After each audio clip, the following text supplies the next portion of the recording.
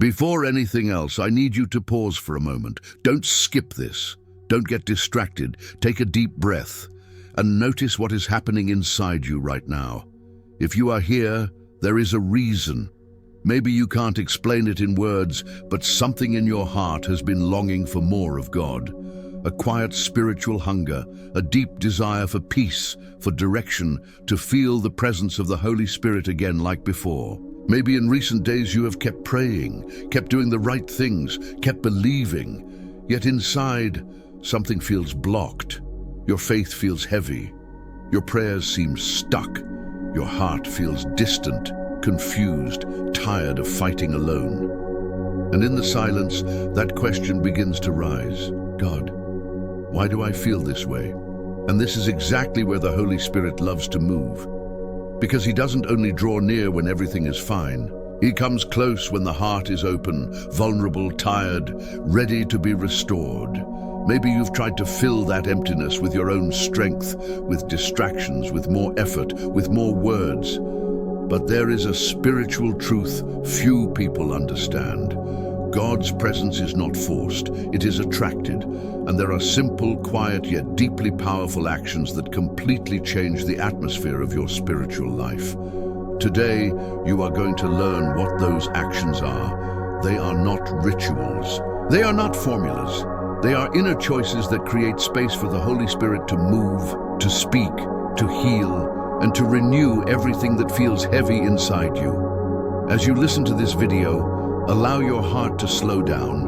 Allow your soul to realign. Allow God to guide this moment, because something begins to shift when you pause, listen, and respond to the calling of the Holy Spirit. And maybe, without even realizing it, the answer you have been searching for is about to find you now. Maybe you can't explain it in words, but inside your chest there is a weight, a longing for God, a spiritual hunger that has been quietly growing over the past few days. You keep fulfilling your responsibilities, you keep smiling when you need to, you keep following your routine. But when everything grows silent, when night falls, when the world sleeps and only you remain awake, that question returns like a painful whisper. Where is God in my life? That is exactly how Helena's journey began. She wasn't in a visible crisis. There was no specific tragedy, no major external collapse. Everything seemed normal. But inside, she was slowly fading. Her prayers became mechanical. The Bible felt distant. Her heart was tired. Her faith felt heavy. And in the early hours of the morning, sitting on the living room couch with the house dark and silent, she would whisper through tears, God, I don't feel you anymore. One night, with no strength for beautiful words, she knelt on the cold floor and said only this, if you still hear me, teach me how to come back. It wasn't a rehearsed prayer. It was a broken cry. And it was there, at the most fragile point of her soul, that something began to change. In the days that followed, Helena realized something simple yet powerful. God's presence is not forced. It is attracted. And the first thing she had to learn was silence. Not speaking, not asking, not explaining, just being. At first it was almost unbearable. Her mind screamed, her heart tightened, anxiety tried to take over, but she stayed. And in that uncomfortable silence, a peace began to grow, a peace that didn't come from answers, but from presence. Be still and know that I am God. And in that quiet place, God began to touch her soul. Then came confession. For the first time in a long while, Helena opened everything before God. No filters, no masks.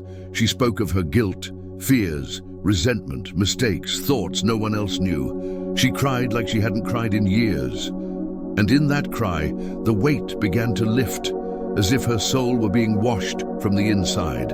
Then she made a decision that would change everything. She surrendered control. She stopped trying to understand everything, fix everything, hold everything on her own. One dawn, she said, God, I give up. I can't do this anymore. And in that moment, something broke inside her, not in pain, but in relief. Then came obedience. Small actions, forgiving those who hurt her, asking forgiveness where she had failed, cutting off relationships that were draining her faith. Every choice hurt, but every choice drew heaven closer to her heart. The Word stopped being just reading and became nourishment. Every morning, before the world, before her phone, she would sit in silence and read. Slowly, she cried, she prayed. Your word is a lamp to my feet. And that light began to illuminate places in her soul that had been completely dark.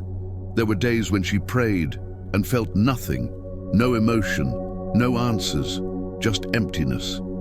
Even so, she continued, until one of those weary prayers, something happened. There was no noise, no vision, there was presence, a peace so deep she could barely breathe. She knew the Holy Spirit was there. Then came fasting, not as a religious ritual, but as a silent cry, I need more of God. During that time, her thoughts became clearer, her heart more sensitive, God's presence closer. Then Helena began to give thanks before the miracle. Even in pain, even without answers, she gave thanks for life, for faith, for strength, for hope. And in that place, something began to bloom. Her heart became broken, humble, dependent, sensitive. The Holy Spirit found a home there. But the greatest test was learning to wait without giving up. Days without answers, nights without signs. Still she remained. Months later, her marriage began to be restored. Peace returned, faith flourished. But the greatest miracle was internal. She could feel God again. During that same season, something remarkable happened. Helena began to realize that her inner change was affecting everyone around her. The atmosphere in her home grew lighter. Conversations changed. Conflicts decreased. People who couldn't even explain why started coming to her asking for prayer. And she understood, when the Holy Spirit lives in someone, heaven begins to touch everything around them. One night, now stronger in her faith, Helena had a dream. She was walking through a desert, exhausted, almost without strength, and suddenly she saw a spring of water burst from the ground. When she woke up, she felt in her heart, I am that spring. God was telling her that what he had done inside her would now begin to reach others. Sometime later, Helena visited a friend who was suffering from deep depression. She sat beside her, held her hand, and simply prayed. Nothing spectacular, no speech, no formula, just presence. And that woman began to cry like she hadn't cried in years.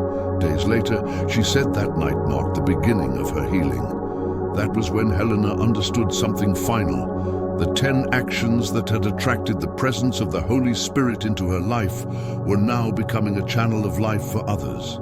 Today, maybe you are standing at that same point in your journey, maybe tired, maybe confused, maybe wounded, maybe distant, maybe just empty. And perhaps, without even realizing it, the Holy Spirit brought you here to remind you, there is still a way back. There is still healing, there is still presence, there is still peace. If this is touching your heart right now, pray this in silence. Holy Spirit, I want more of you, because when the heart changes, heaven responds.